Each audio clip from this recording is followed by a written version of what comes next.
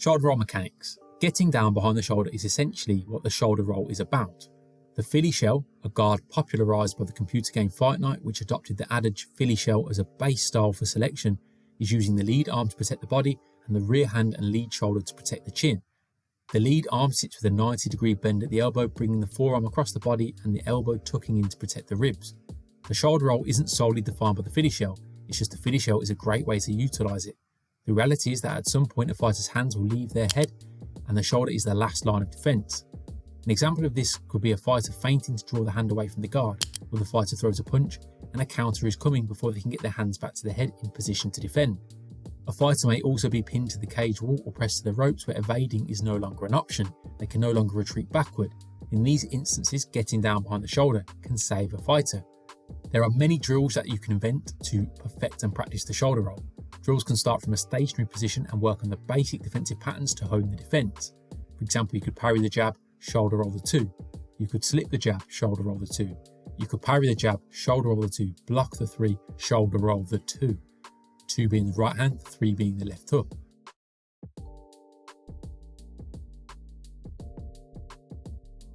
Positioning. Positioning is very important when it comes to combat sports. Understanding where you are in relation to the ring, cage and your opponent dictates the action that can take place. For example, in an orthodox versus orthodox matchup, moving to the left opens up more attacking options. It brings a fighter closer to the left side of the opponent, which opens up more opportunity for attacks to the head and body on that side, and it brings the right hand closer, which enables power side attacks.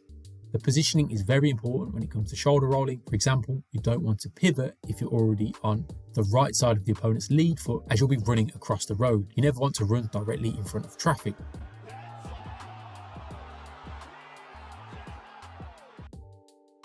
If your lead foot is in the centre of your opponent's stance, more towards their back foot, then it makes sense to pivot off with the shoulder roll to your left.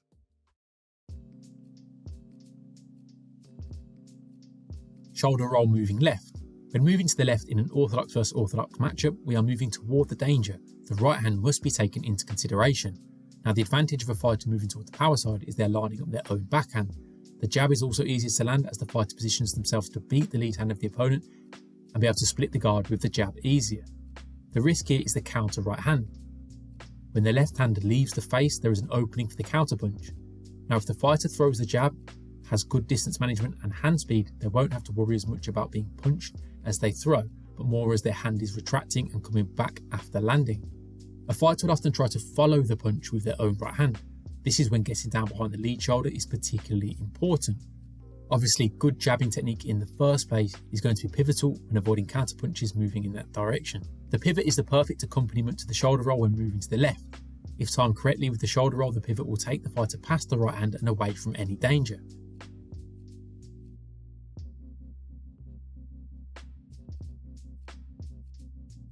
Stepping the lead foot back to create space to manoeuvre around might be needed if the lead foot is inside of the opponent's stance, just thereabouts to throw the right hand.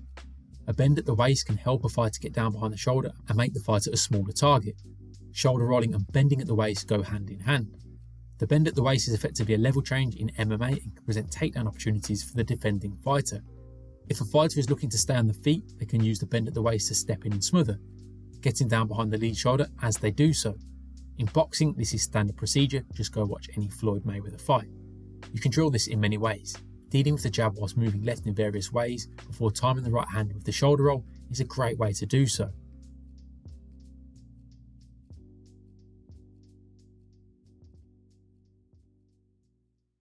Shoulder roll moving to the right. The shoulder roll moving to the right would usually be performed whilst utilising a Philly shell. Any other guard can utilise their left arm to easily obstruct the right hand, or if moving quick enough, the feet can beat the punch without having to actively defend it as the fighter is already moving away from the intended punch. If opting for a shoulder roll this side, it is important to shell up tight and not over-rotate when defending incoming punches. The backhand works as a catcher's mitt to defend the left side attacks with the lead hand across the body in the Philly shell position. This allows for a greater field of vision with the left arm protecting the torso. There are a few extra options from here, such as intercepting with a counter right hand after defending the right hand, or crashing in and smothering. Again, the bend at the waist can work when moving in this direction.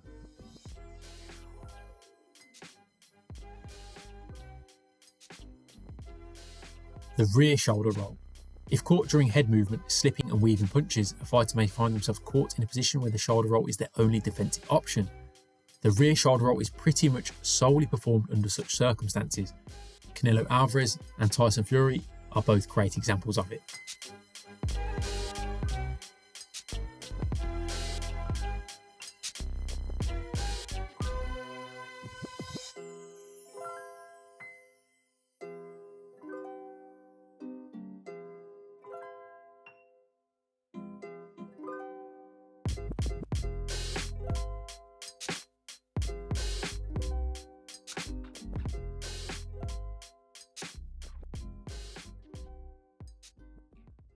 Shoulder roll and the pushback.